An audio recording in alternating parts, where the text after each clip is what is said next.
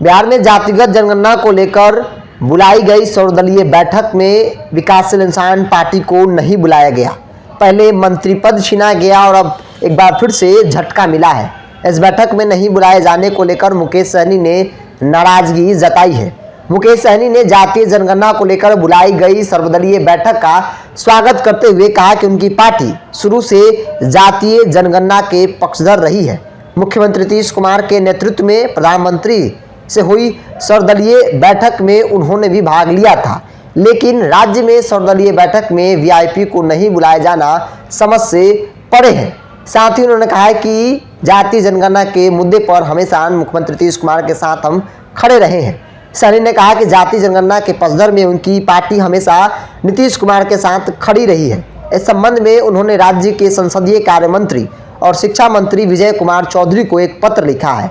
मुकेश सहनी ने कहा कि बिहार में अलग अलग सामाजिक वर्ग के कई राजनीतिक पार्टियां हैं। ऐसे में सभी राजनीतिक दल जन आकांक्षाओं का प्रतिनिधित्व करती है।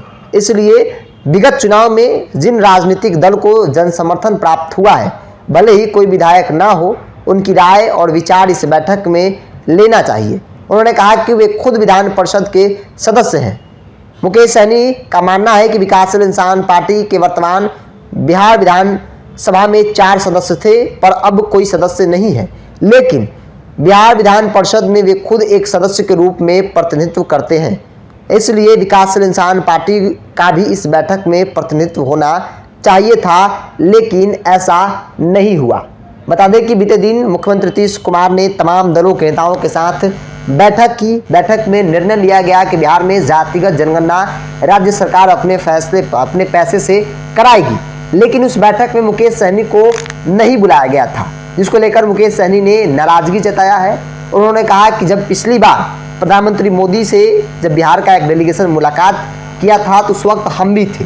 बेशक उस वक्त उनके पास 4 विधायक थे, वो खुद मंत्री, लेकिन वर्तमान स्थिति मुकेश सहनी की यह है कि न 4 विधायक हैं और ना ही मंत्री हैं, लेकिन विधान परिषद में सदस्य जरूर हैं। इसको लेकर उन्होंने संसदीय कार्य मंत्री शिक्षा मंत्री विजय चौधरी को पत्र लिखा है और कहा है कि बिहार में कई राजनीतिक संगठन हैं जो अलग अलग जाति धर्म को रिप्रेजेंट करते हैं।